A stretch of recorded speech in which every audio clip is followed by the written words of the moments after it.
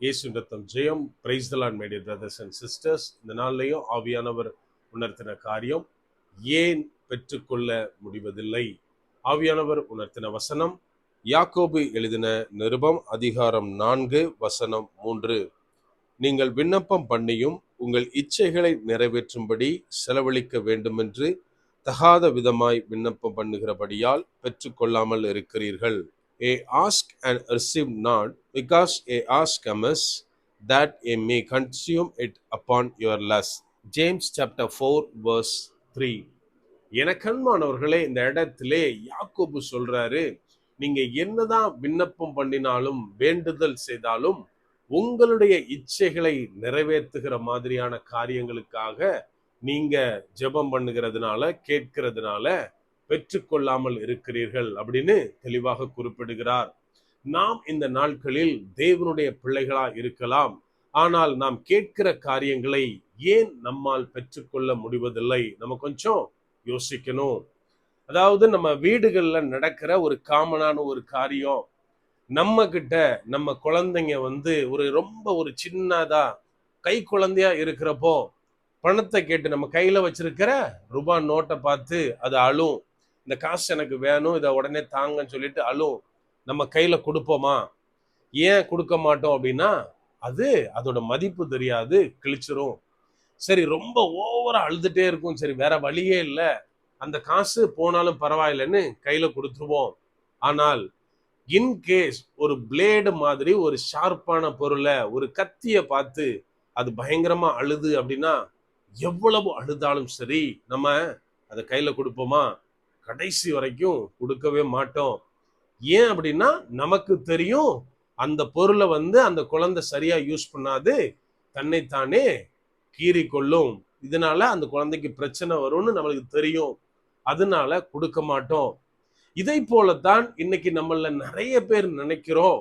நான் கண்டினியூஸா ஜெபம் பண்ணிட்டு இருக்கிறேன் பிரதர், ஆண்டவர்கிட்ட கேட்டுட்டே இருக்கிறோம் பிரதர், இருந்தாலும் சில காரியங்கள் எனக்கு கிடைக்கல அப்படின்னு சொல்வதுண்டு.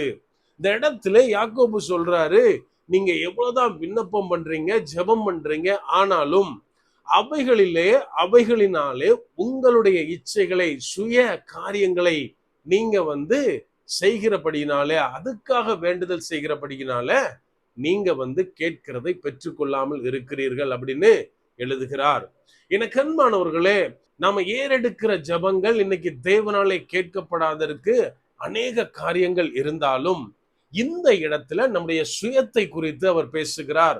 ஒருவேளை நான் என் மினிஸ்ட்ரிக்காக பிரேயர் பண்ணலாம், ஆண்டவரே என் மினிஸ்ட்ரி ஆசீர்வதிங்க, என்னைய நிறைய இடத்துல யூஸ் பண்ணணும் அப்படின்னு.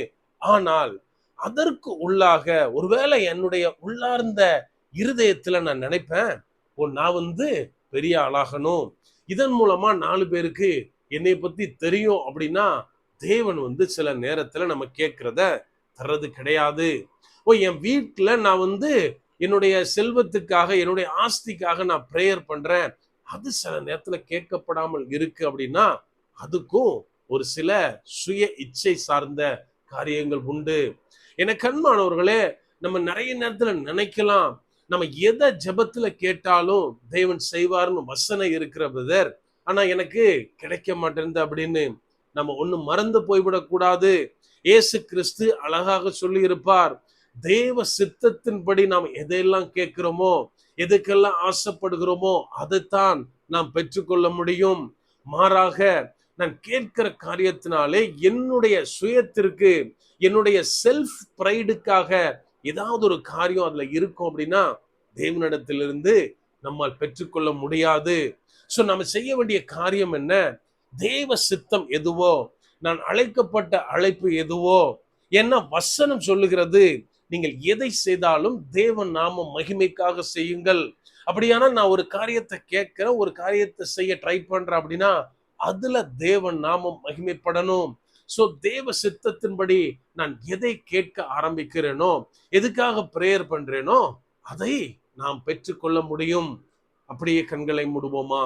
அன்பான ஆண்டவரே, இந்த நேரத்திலே அப்பா உம்மை நோக்கி பார்க்கிறோம். ஆவியானவர், நீர் எங்களோடு இருக்கிறீர், அதற்காய் நன்றி செலுத்துகிறோம். அப்பா, நாங்கள் எந்த விஷயத்திலும் தகப்பனே, எங்களுடைய சுயத்தின்படி நாங்கள் ஜெபம் பண்ணக்கூடாது. எங்களுடைய மனம் எதை விரும்புகிறதோ அதுக்காக உம்மிடத்துல நாங்க வந்து நிற்க கூடாது.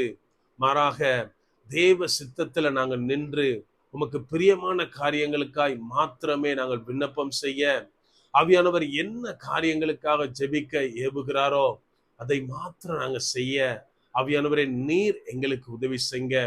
முற்றிலுமா எங்களை தாழ்த்தி ஒப்பு கொடுக்கிறோம்.